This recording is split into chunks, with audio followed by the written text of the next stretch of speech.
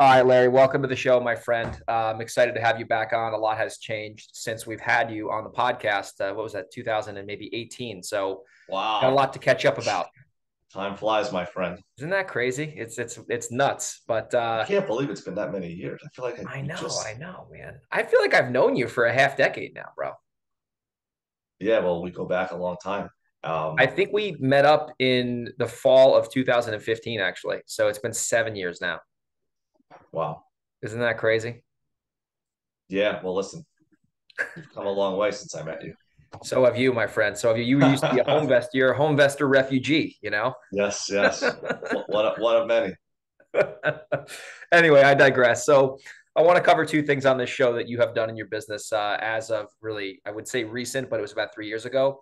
You Sure. guys moved to a big wholesale operation, and you guys have also been buying a lot of rentals. So I want to cover both of those things on today's show as like the main, I guess we call the meat and potatoes of the show. Before Yep. we get into that, how did you kind of get involved in the real estate business before? What were you doing before real estate, basically?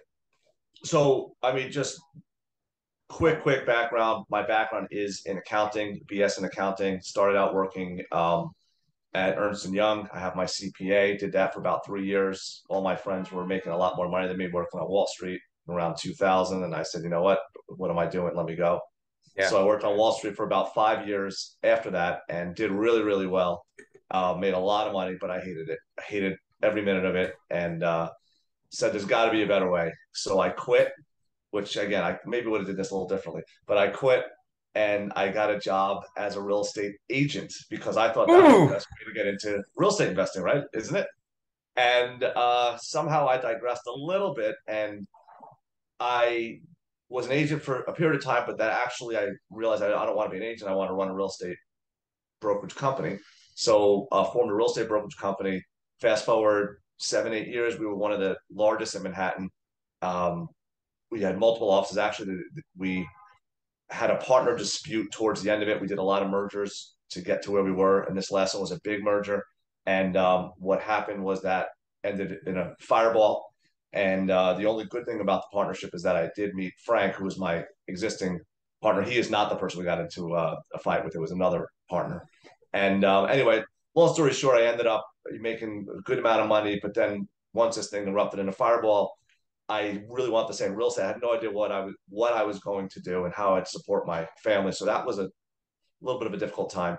I had lent some money to a friend of mine who was a home flipper, and Mhm. I saw how much I made, and I saw how much he made on the HUD. And I was like, wow, like that's pretty good. That Yeah. is, how do Yeah. I do that? And we did another.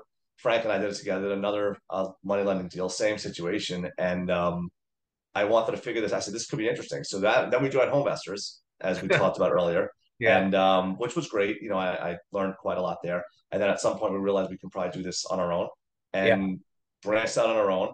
And you know, we've grown a pretty large real estate investment company, which is SDF Capital, which we used to do pretty much like you alluded to, almost all fix and flip.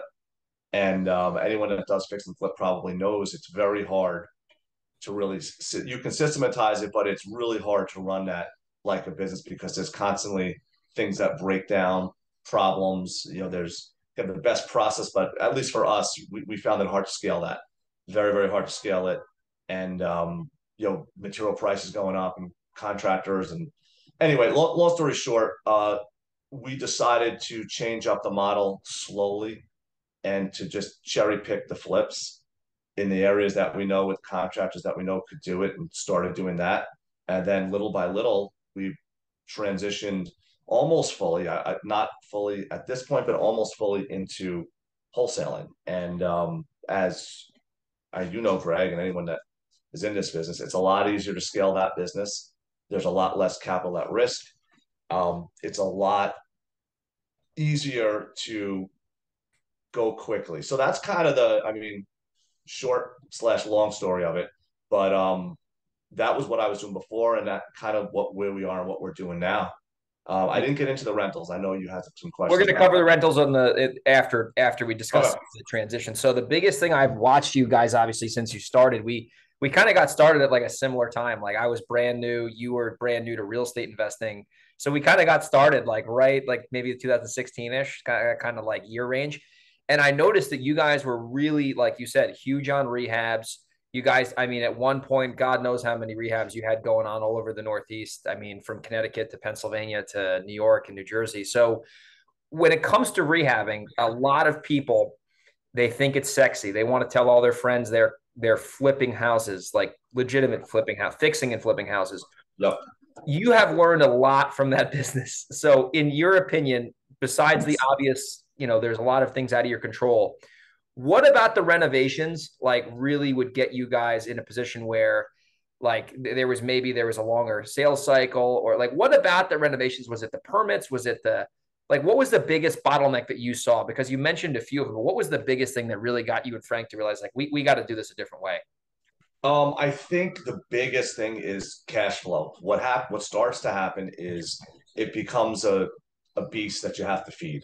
So meaning you have three, four, five, six, seven projects that actively need money because you're paying contractors. But then what happens is the sales cycle, like you said. I mean, it's not one particular thing. What happens is something you expected to close got delayed. And it got delayed because the muni search didn't come in. It got delayed because the commitment came in later. Whatever the reason, it got delayed. So now all of a sudden I have six, seven, eight rehabs that I actually need to pay into. And I had money that I'm supposed to get that I'm Yeah. not getting. Yeah. So and that keeps happening Yeah. over and over. So that's stressful because we do have a decent amount of capital and it just uses a lot of capital very, very fast. So it becomes really capital intensive. So that I'd say is a big challenge because again, even if you have a ton of capital, it's really hard to manage it because the timelines always change. The second thing I think would really just be there's so many uncertainties, meaning that we start a project and normally we do a good job of figuring out what's going on and putting our scope of work together, but things come up and those things come up that can cause a delay or a contractor that has an issue. So it's just there's a lot of uncertainty in the rehabs, and we had a project manager who did a great job, but we were overwhelming him, and there's only so many projects someone can manage. So that's another fixed cost that we had. It's just the oversight. Someone says it's going to be delayed. Okay, now this one is delayed. So all of a sudden, it just literally, it's very, very difficult to manage. And quite honestly, it was never my background. I'm a financial guy. It's not I'm a numbers guy. Frank is more on the sales side. So it's neither one of us like say, oh, we love construction. I joke and tell people that, they're like, well, you're in construction. Like, I can't even hang a picture. So, I mean, Me neither. I had someone come to my house, a handyman yeah. come over to hang all my shit in my Oh, property. yeah. I mean, likewise. Yeah. So it's kind of funny that we were renovating a house and still do. But I would say just the uncertainty. And then now in today's market, Oh my gosh. I think that the rehab costs are not manageable because of supply chain disruption and you don't know material pricing is out of control. And then the second thing that's happening today with the changing market, and this has been going on a little bit, is the buyers are picky. So you'll come to a home inspection and there's 50 things on there, whereas in the past we'd say nope, nope, nope, and now it's like you don't do these things, we're No not deal. closing, no Yeah. deal. So it just became too much, and again, we'll cherry pick some rehab. So don't get me wrong. I feel like if we did one or two projects a year, I'd love it because it's fun and you can figure it out. But and there are some good spreads. But as a business, I think it's a very tough business to scale without unless you like love it and maybe say you're a contractor that decides to get into flipping, not like a flipper to get into contracting. Yeah, it's the skill sets, like you said, and Radically different. you taught me a lesson a couple of years ago. You said the thing with wholesaling versus the rehabs is that with a rehab, there's multiple points of failure. With an assignment, there's one point of failure. The deal doesn't work out. Maybe you lose your deposit. Maybe you don't. With a rehab, like you said, I mean, and you and I are in the same market. Yep. Every village has their own building department. The bureaucracy is it's unreasonable as an understatement. You have permit problems. I mean, I don't like to get permits. I barely get them. If I do, I have to. You Yep. have stop work orders. There's so many things that can cause, and this is if you buy the property right and your numbers are right. Like, this is like Correct. Yes. excluding that. This is like in addition to the fact that you have so many things that are I wouldn't say against you, but they're just out of your control that can cause I mean, I've had so many run-ins with building departments, me just doing work, having them catch me, put a stop work order on there. I mean, you had the same. If you want to I've do had, volume, renovating in the Northeast is not an ideal strategy. I mean, if you're doing 2 or 3 a month, maybe, but if you want to do 6, 7, 8, 9, 10 projects a month, you'd have to be vertically integrated. You'd have to have an yeah, I agree. I think yeah, if you have a construction company and you love it, or you have a and an partner that expediting is like company. an Yeah, expert at construction and that's the core competency, yeah, no question. you could scale Then it. I probably a great business, but I still think there's too many points of failure. I Yeah, totally agree. And then the other thing, just getting back to kind of one of the things I didn't like, or one of the reasons why, is, in the Northeast, as Greg alluded to, we have harsh winters here. So you got to make sure every single house has the heat, because if the heat, you have a problem with the heat, you're bursting a pipe, which has happened to us. So then all of a sudden, anytime there's a weather issue, I'm like, oh my gosh, like what's going on with these properties? And you forget that you have a property here, then you need snow removal, then you need someone to get the snow off the roof. So it's lawn care in the every summer. Yeah, correct. It just the complexity that, I mean, we built out in Asana and various project management programs, like, all the things to do, and it's hard to tick them off when you have all these properties and then yeah, have accountability. So it is no small feat to rehab. But again, I don't want to, anyone that's listening, I don't want to say, hey, don't rehab, because there's a lot of money to be made, and it's good. It's just, I think if you're going to scale and run a large business, I think it's very challenging to do it again, unless it's like a core competence or you love it. 100%. And I think there's just if you're not vertically integrated in the at least in the Northeast with the I know a guy, I'll give you I know a guy on Long Island, his name is Charles, and he's a big rehabber, and he has a permit company, he has a construction company, and he has a home buying company. So those companies all feed each other. And if you don't have Smart. that, it's just yeah, you're going to be dealing with all this uncertainty. So I digress. So let's transition. So you obviously went from big time rehabber. Now you're doing a few projects here and there, but you guys are doing serious wholesale volume. I'm on your list. You guys are, I would say, the biggest guys in the market. To be honest, you guys are the biggest guys. So how did you guys successfully transition from renovators to assigners? Because really, I mean, you guys are putting out like 1 or 2 deals a day. Like I see my emails and I see you guys have stuff in PA, New Jersey, Connecticut, New York, like everywhere. How did you guys make that transition? Because at the end of the day, like wholesaling is a completely different business, right? Like you're really in the sales business at that It's point. a different Nothing to do with business. construction. Yeah. So, I mean, look, just to rewind, my background, like I said, was in real estate brokerage prior. So it's very similar to brokerage in the sense of you're just selling. And so Yeah. is Frank. So that, I think that for us is more of a natural skill set than construction, because we ran a brokerage business. So that was an easy transition. And then, building out the buyers list, and, I don't want to say we're experts at marketing, because we're not, but we're pretty good at it. At least that's how we get a lot of our, we go direct to seller, as do you, Greg. So we're pretty good at that. So it's literally the same thing. You just flip in the process instead of you marketing to buyers. So it was easy, a very easy transition for us. I think, like I said, mostly because it was our business prior to this, very similar business. So it wasn't that difficult to do. Because you were, I mean, half the business was already getting done, the marketing. You were still marketing for properties when you were rehabbing. You just flipped it around to Exactly. buyers versus now. Do you like what does your team look like? Like who? Because you and Frank are you don't do this on your own. You have a decently sized team. So what is your? Let's just go. What is your wholesale department like? What does that team look like? And then we'll go into some of the processes that are established now. Yep. So this is more what kind of where Frank sits, but I'm pretty familiar with what goes on. So essentially, as we talked about, we do direct to seller marketing. We do a ton of direct mail. It's still our biggest channel. Same. So that we outsource the direct mail. We have a in-house PPC slash SEO person. So that was a recent hire that we made. So that is done in-house. So he is an employee. We have, I mean, those are pretty much our two primary sources. And then just in terms of how we're structured on the acquisition side, we have three acquisition specialists.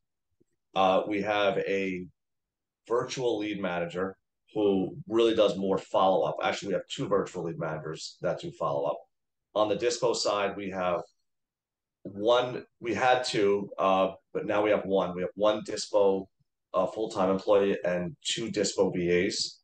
Okay. And on the accounting, obviously, we have one accounting person. We have me and Frank. I'm more on the operations and the finance and raising money. for our various funds and projects. And yeah, I mean that's pretty much That's a good sized team. That's a good sized team. So you basically got a full-time person who does the internet marketing, who's a direct employee, not a vendor. And then so you said you have three acquisitions representatives. So they're buying all these houses, I'm imagining, over the phone because you guys are doing volume, right? You guys stopped doing appointments a couple of years ago, right? Yeah, we are 100% virtual. So it's a really cool model that we have. Yeah, it's interesting when you start doing it, right? Yeah, well, it's kind of I had a limiting belief, as did Frank, that you can't virtually wholesale. If people would tell us, "Yeah, you virtual wholesale," I'm like, yeah, okay, yeah, no I in-person told you that and you appointments. thought I was crazy. I'm like, no, Yeah, and others so did easy. too, and that's kind of our So, whole business. And so, we're actually, I think I told you this, we're actually going to be doing some education around that too, yeah, about virtual wholesaling, which yeah. is it's kind of cool. So yeah, but that's we virtually wholesale. I mean, the only downside to virtually wholesaling is, again, like you said, we don't physically see the property, so sometimes we rely on the sellers, and obviously when people come in to look at them, and sometimes the buyers will say, "Hey, this is the roof is shot, sell it and represent that." So you have those types of issues, but we kind of figure that out. I mean, the thing with I tell people all the time, listen, if you can go in person versus over the phone, I think anyone would say like, okay, there's probably a better chance to build rapport and do that. But my argument to that claim is like, listen, if you got to get in the car, go for 30 minutes, drive there, sit there for 30 minutes, drive back. Now you burned out an hour and a half to make one offer. I can be on the phone. My team can be on the phone negotiating these things. And if you get your offer rejected in 15 minutes, you can make another phone call 15 minutes later and pick up another house. I've just found the scalability, and especially when you're dealing with acquisitions people, it's easier for them to do it over the phone, especially too, because like if you have an acquisitions rep and they drive out to the property, now they're emotionally committed because they drove 30 minutes, Yeah, it's some gas money. You see what I'm saying? So I'd rather get more offers out over the phone, in my opinion, than maybe get fewer offers out and do it in person, just because, like you said, it's tough to scale. Like if you're physically depending on no driving, question. I do agree with you, though. I think if you have the option to physically meet someone, it's probably better, and chances are you would get the deal. At yeah, least if you're a reasonably decent salesperson with a good offer, you'd yeah, probably get the deal over a virtual wholesaler. yeah. I would agree with that. We'll make it. I'll give you an example because we buy in Delaware now too because my acquisitions rep lives there, and normally we buy everything over the phone. But I'll give you a quick story. Last week we had a hot internet lead that came in, and he was asking me for some advice, and I said, "Listen, I normally would say don't go on the appointment, but you should go on the appointment." So he goes on the appointment, doesn't get the deal the first time. Seller wanted more money. They were shopping it around. Mhm. I said, "Listen, we reviewed his call together, and I said, here's the deal, bro. If you got to find an excuse to get back inside their house. You're like 2 inches away from the touchdown zone here." I said, "You just just tell them that you forgot to check the attic," because he lived down the street from the house. And I'm like, just go back out there. I'm telling you, do this, do that, and you're gonna get this property. I promise. Goes out there, gets in the attic. He's like, calls me up in the attic. He's like, "Hey, I'm in the attic," and I'm like, "All right." Now on your way out the door, just say, "Hey, by the way, I know we weren't too far off on price. Why don't we just talk about that?" He ends up getting the deal in person, and we assigned it already. But Oh, in nice. that scenario, I would say if we were not in person there, we probably wouldn't have gotten that Yeah. problem. To be honest with you, Larry, No, that makes sense. you That know, makes a lot of sense. How was Delaware, by the way, as a market? I did a fix and flip and broke even. I wasn't happy about that. We did a little baby Better than assignment. losing. Yeah, yeah. But now, last week, we put together 50 grand in assignments just last week alone. So we're going to keep putting our foot on the gas down there because there's no bullshit attorney stuff. I mean, you have a closing Yep. attorney, but they're not like in New York. They don't represent anybody. They're just in the middle. So our sales cycle down there, I've noticed, is much faster. Like you can close a deal in 2 weeks there without Oh, any. I love it. Yeah, Yeah, that's great. That's Pennsylvania. great. Maybe we'll join you. Yeah, sure, man. There's tons of room there. I know. I tell I you, the was. competition there is not. There's a lot of people there, but I've realized this in general. People always like, oh, there's so many buyers trying to do this. Listen, if you're a half decent salesperson and you can have a conversation with somebody, you don't have to worry about other people. It's not like it's that big of an issue. I mean, if you're good on the phone and you can build rapport, I say there's room for everybody, right? Like there's Yeah. Well, opportunity everywhere. one of the things your listeners should know is that we do deals together. So Oh we yeah, are in the yeah, yeah. same We markets, just and did one 2 months ago. yeah, Yeah, we compete with each other, friendly always, and but we do stuff together. So I mean, it's really that's a great thing about. I mean, if you're a good honest person and people in your market are as well, you could really have a lot of fun together. So we And have a it, couple other people we do the same thing with. yeah, So a lot of people find that to be odd or weird, but it's, it's not at all. I mean, the way I look at it is like this. If let's say you and me have the same lead, okay, and we both know that because the seller says they're talking to other buyers. I would rather go in with a partner or a JV partner 50-50 and guarantee we get the deal than yep, try to sabotage each other, bid the property up, and now one guy makes, a little skinny margin, the other guy doesn't get the house. You're better off just teaming up and collaborating versus like agreed. you know, Abundance mentality, right? 100%, man, 100%. So you guys have obviously scaled up the business on the wholesale side before we transition into rentals. Now, you and Frank, I mean, don't really have, from my knowledge, I mean, you guys seem to have a pretty solid team established. So, like, what functions in the wholesaling business do you actively do, if any, at this point? So, I'm not involved in the day-to-day transactions at all. So there's really no involvement. We do run on EOS. So of course I'm in a level 10 meeting once a week. I am, I guess, the sit at the head of the accounting. So any of the accounting ultimately is something that I oversee. We are, I'll get into it. We are in the process of raising a rental fund. So that's been Yeah. taking up a lot of my time lately. So I would say also there's always, if there's some kind of a problem, which inevitably there usually is at some point that somehow comes to me. Um, what else do I do? I think, like I said, raising money. We have multiple funds that we currently operate. So more so talking to the investors there, keeping people okay, raising money, which is something that I do as well. And then we do powwow on the business, so we've been trying to cut some expenses recently, so that's been keeping me busy as well. Just and I don't know what's going to go on with the market, but we want to be ready for it. So we're just making sure we're Yeah, leaning for up. sure. Have you guys found it a little harder to assign stuff recently, or are you guys still finding a way to get all your inventory moved No, now? we are having the margins are starting to Yeah, slim, I'm seeing my and margins go down a lot, man. It yeah. sucks. And the other thing, and I don't know if you're seeing this, we're in some areas in like Pennsylvania, for example, that we'll get some deals on the contract and there's no buyers in those areas. So Oh, it's that's happened to me many times, dude. Oh, yeah, so that's been happening a little bit more often than we've had in the past. So that's frustrating. It's a lot of work for nothing. Um, but yeah, I mean, I think it's just I think we're going to be okay here in the Northeast. I just think it's going to continue to slow. it's just going to go back to what it was in like 17 and 18, where you had like Yes, decent days on market and the property wasn't overvalued. It's just going to go back to like the old days or the old correct. days, that's the truth. I agree. We're not overbuilt here. There's still a housing shortage. People still want, if you're going to renovate, renovated homes. So I think the home flippers will do well. Just they have to buy it a little bit cheaper, and we have You to got to buy it acquire them cheaper. cheaper. I Yep. mean, I was telling someone yesterday. I said, listen, I was getting spoiled. I was like raising money, whether it was a private investor or hard money lender, and I wasn't even making interest payments because I would sell the property before the first payment was due. Right? Oh, that's awesome. I think those days I are love over. that. I love that. Yeah, Yeah, I agree. Yeah, we've had some of those. Not as yeah. many as I'd like, but we definitely have. You just get, they're like, oh, by the way, I don't need to send you a payment this month. You're getting paid off tomorrow. But anyway, I digress. So let's transition more into the rental property. So obviously, you've been buying and selling a lot of properties. You have a lot of experience. Now, when you're looking for rentals, right? Because this, I know that you really like this part of the business. What do you look for in a house to decide, at least in our market in the Northeast, what is worth keeping as a rental versus what is just not going to cut it for you? That's a great question. Yeah, the other thing, just to think about what I do, I kind of got to think about what I do every day. But rentals is a big thing. I am analyzing a good amount of rental deals. Yeah. So yeah, just a couple things. Number one, it needs to be in an area that is desirable. What do I mean by that? Maybe the school system is relatively good. It's close to centers of employment.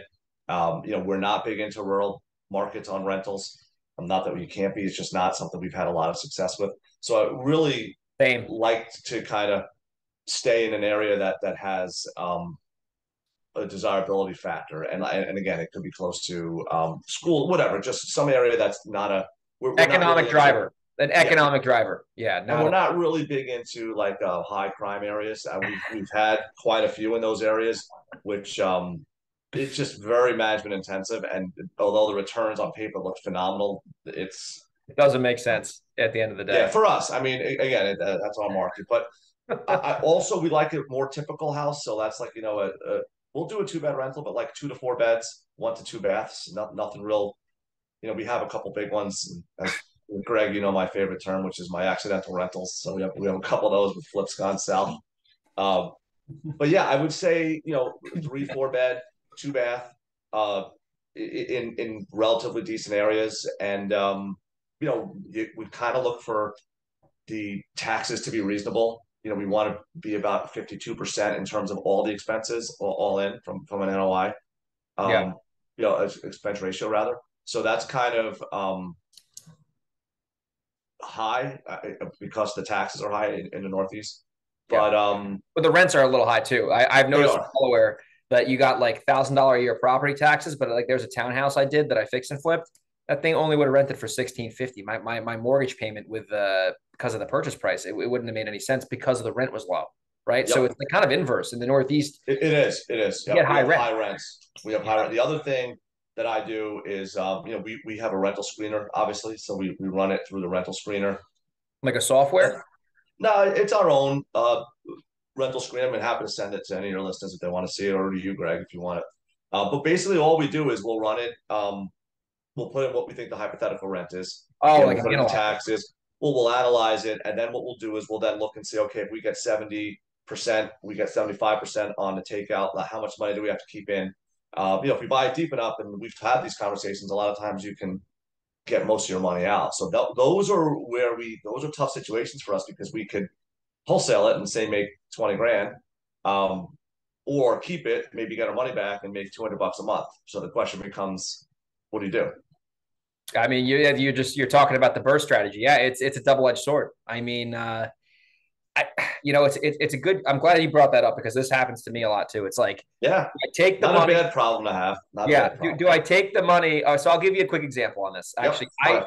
this is actually a deal that you bought from me. So there was I think it was like 34 Patio Road or something like that. You guys fix and flip the property in Middletown, like I maybe remember that one. Yeah, we I did well on wholesaled that that. to you guys. I made a lot of money. You guys made a lot of money. So I think I got it for 50 and sold to you guys for like 75 or 80 or something. And you guys sold it for Stole like, that. yeah, yeah.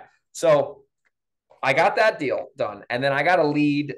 This was down the street, like maybe a mile away.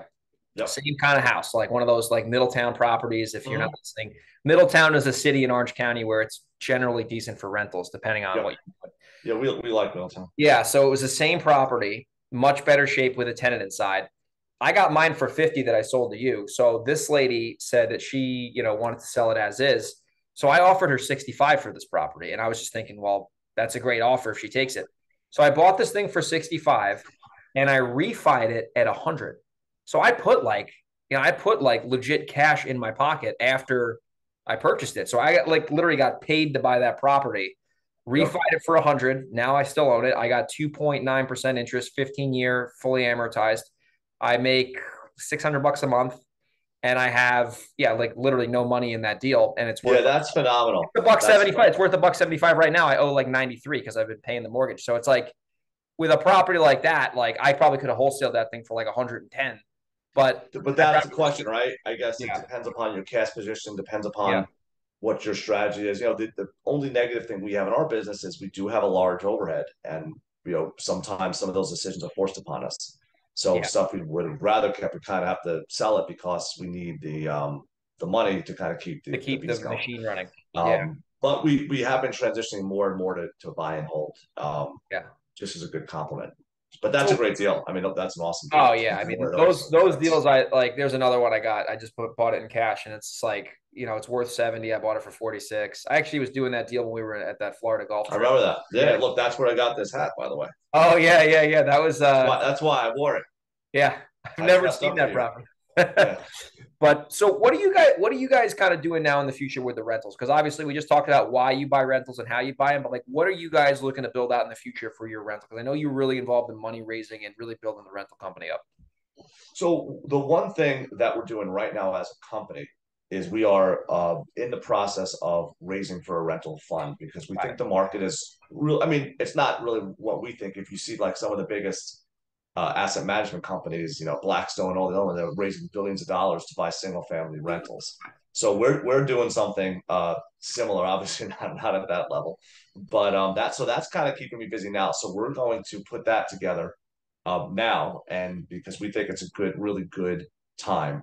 So that's something that we'll do, and then we'll continue to build the portfolio with the ultimate goal is if we can do less wholesaling and keep more of it, then that's what we're going to do. And now we can't, similar to the way we went from fix and flip to um, wholesaling, I'd like to go from wholesaling to buy and hold. It's just there's no way that that can happen overnight because No, completely different it's business. just completely different business. So that's something that ultimately we're going to start to switch into, but it's going to be a long transition. Have you considered just wholesaling yourself the property for like a $5,000 to $10,000 like assignment to pay the overhead and then you own the asset? Has that been something you'd consider? Yeah, we have. The only caveat we've got there is, our average wholesale fee is pretty is probably in the 20s. So we'd have to then pay that, and by the time we can refi it, but usually these deals they're good deals, but we're going to have 20 grand in a deal, 30 grand in a deal, That adds which up. is totally fine. But after a while, it starts to add up, and while we still have to pay our marketing, we still have so that's kind of where the rub is. If we could do it like that deal you just talked about, and that was a regular situation, we would have done already It because would have, yeah. I it's a mean, if no I could brainer. find one of those deals a week, I'd be on the back of my yacht doing this podcast right now. I mean, think Oh about yeah, it. Yeah, well, it was I think that's coming. It's just a matter of years for you. But I do think that if I were starting out, it would be something, especially in this market, I'd strongly consider figuring out how could I build this into a more of a buy and hold company, interesting. if that's an option. If you want the quicker cash and depending upon your cash flow needs, then probably not an option. Yeah. No, that's, it's interesting you're saying that because a lot of people, they get into this business and they have this theory where they want to quit their job. Okay. And then they want to, fire their boss, even though you're going to start working for another boss who happens to be a psycho, which is yourself. Totally. Yep. Right. And then they get into this like flipping wholesaling hamster wheel. That's because that's truthfully what they call it, a golden hamster wheel with diamonds on it. So And true. then they get stuck. And I'm there. I think a lot of us are there. And we have rentals, but we don't have enough rent. I don't have enough rentals right now to retire, to be completely straightforward. But Yep. Same. the whole thing is like the goal was to get to the rentals, but like this wholesaling flipping thing started making a lot of money, like netting a lot of money. And then it's like you kind of get stuck into this thing. So, like you said, if people can start with the end in mind and just try to make that transition through the wholesaling and flipping gap as fast as possible, uh, it's going to be a lot easier to get to your end destination. I have friends who are like, and I will say this in our market in the Northeast, I would say it's a little harder than most. Not saying it's impossible, but we're dealing with high purchase prices and high taxes. If we were in Alabama, not saying the sunshine would be shining and be rainbows everywhere, Yep. but you can pick up properties in those areas cheaper, and it's a little bit easier to do business down there. I'll just be honest with it; it's just easier. So our market, there is that little factor there, but we just talked about virtually wholesaling, so you can do it virtually, and then you got no excuse. Um, so Yeah, you're it's right. great We advice, could we man. could be good. But no, I think that ultimately I think that that would be a route to go. But again, it just depends on the individual. Because right now, as a wholesaler, as you said, you could be wholesaling anything, right? I mean, it's we happen to be wholesaling real estate, but you might as well take advantage of it. And then the other thing not is also the tax benefits. I mean, Oh my gosh, man. as real estate investors, especially wholesaling, we're taxed as ordinary income.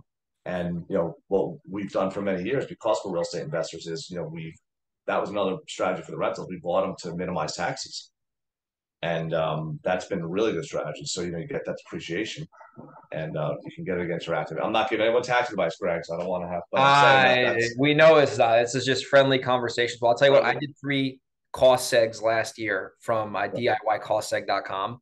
Mm-hmm. That saved me alone. Like, I mean, I still had a pretty decent tax bill, but like those cost segs alone, like I think I got like a 4-to-1 return on whatever I spent with the. Oh, It easily. was insane. I was like, oh my gosh, this is crazy. Like, you'd be stupid to not do this. It was like a The thousand. only negative I will tell you because I What just is the had this negative? this I just had it this year. Well, there's no negative, so let me say that there's no negative to buying rentals and doing a cost tag. The cautionary tale. So last year we're in 22. So yeah, in 21 we did some opportunistic rental sales because the market was just bananas, and we decided to sell some rentals to just kind of get a little bit more cash. So we did that, and these are rentals that we had cost seg and took all the depreciation. So when you sell them, what happens is you have to essentially add back all that depreciation that you took and put on your tax return. So essentially, all that, it's a hamster wheel that you have to keep buying. So we had this like massive hit because of the depreciation recapture on the stuff that we sold. So there was a long-term capital gain and then the depreciation recapture, which screwed up our taxes. Oh, I get So it. You had to recapture all the deductions you made. correct. So bear in mind, unless you're buying every year and you're buying more than you're selling, you can get hit with a big tax bill. Yeah, Because no, that makes sense. I sold a, so here's a scenario for you. This is not tax advice, by the way, listeners, but we've spoken about this before. I sold that mixed use building oh at, yeah, yeah, yeah. at a loss, but I cost segged it to It's get all my right. taxes It's all down. right. But I Yep. cost segged it. So am I going to have to recapture that, or am I Yes. even? But I lost money though. So what am I recapturing? You know what I'm saying? So what happens is you sold it at a loss, Yep.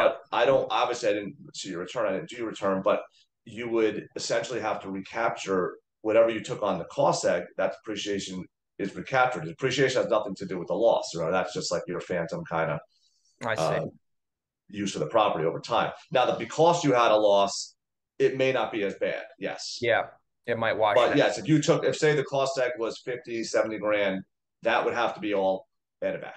Yeah, But if you lost, 50 grand, then it could net itself out. You it know what I'm probably saying? would So that, wash itself out. Yeah. yeah. Here's the takeaway. Unfortunately or fortunately, we didn't lose. We made quite a lot and had to recapture depreciation. So that was where it got a little hairy. Yeah, for sure. All right, so we're gonna start to wrap the show up here. Before we wrap the show up, I like to talk about real deals that people are doing. And we're gonna air this on both podcasts. I want you to. Sounds like an air horn going on back there. Oh yeah, I'm gonna say I can close these windows. Is No, it no, really you're noisy? good. You're good. Are You're you good. sure? So I want to talk about a real successful deal that you guys did, whether that was a rental or a flip or a wholesale. And then I want to talk about after that a deal that you did that, as some people would say, was a seminar, so people can kind of see the context on the good and the bad in this business. Yeah, well, if we listen to first podcast, I talked about a lot of my seminars. I hope to have less of that. I'm sure So there yeah, were you a few want to talk about exceptions. Greg a deal that's in the works or a completed deal that's Whatever you successful? want to Or talk, a good deal that's either in the hopper right now or you did it, whether it was a rental, a flip, we or have assignment. we have a phenomenal deal in the hopper, and I can't take any credit for it. So I don't know if I should talk about it, but my team Let's can hear take it. the credit. So this is a deal in Pennsylvania, Okay. which you get sometimes the best deals, the deals you don't know that you did. Yeah, right. And actually, I'm digressing, but I'll start with this. And I can tell another good one. So we did a deal, or we have a deal going on. We just closed on it in Pennsylvania. We thought it was a good deal. My Single acquisition family, special. multifamily. What are we talking It's a here? single family on the lake. Okay, so Poconos. my act was in the Poconos. Yes, my act was. I believe it's in the Yeah. Poconos because we just talked about this. My acquisitions specialist miscomped it the right way for us, obviously, but he, Yes. I think, valued it against something that wasn't like lakefront because he didn't really realize that at first, and the offer it was probably 40% of the value. So I Oh, think I think something like we bought this because we just closed the like yesterday. I think we bought this thing for like 130 or something, and the broker is telling us like as is, do nothing to it. It's like worth 299. So are you flipping it or what are you doing? so we're cleaning it out and listing it.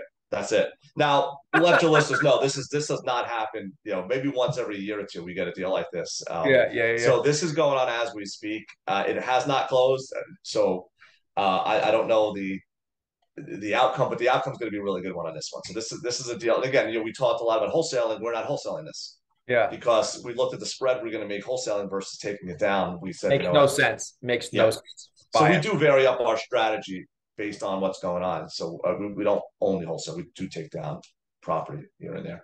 Wow. Um, so that's a good one. The story that kind of I was chuckling to myself is Frank and I, we bought something in Newburgh actually, and it was a two family. And this was years ago, man, 4 years ago or something. And we both comped it wrong because we didn't really know their market that well. And City of Newburgh or town of Newburgh? this was, I think it's town. It was the address is 205 West Parmenter. Um, Oh, yeah, yeah, yeah. so anyway, the Frank and I called the broker. This is Edwin actually that we called. That's how we met Edwin. Yeah, And he's a I great think we guy. thought it was worth like, I don't know, Frank and I thought it was worth like 90 grand or something at the time. And he was like, no, we can put this on the market for like 185 or something.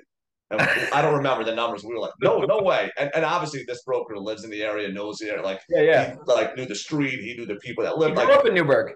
yeah. So that was a very, very. We did sell that one too. That was a very pleasant. We probably should have kept that because it'd be worth a lot more now. But anyway, those are some good deals. That's it's a two family. I'm looking at it right now on the web. It's a two family.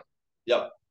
Yeah. So that was a bunch of years ago. We owned that, and we did quite well because we bought it for like next to nothing, and Unbelievable, man. misvalued it. We also misvalued the other way, not as much. So But let me hear about a recent doozy, since our last podcast.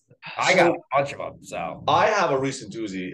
This was a condo that we flipped in. I believe it was Dobbs Ferry. So Dobbs Ferry is a pretty good area in Westchester. So we were really excited that we got a deal. And you know the numbers. What'd you pay for this stuff? yeah, I don't want to give you exact numbers. That could be a little fuzzy, but I can give you a roundabout because Yeah. I think I remember the numbers. I think it was a higher price property. So we bought this thing at like 350, 375, something like that.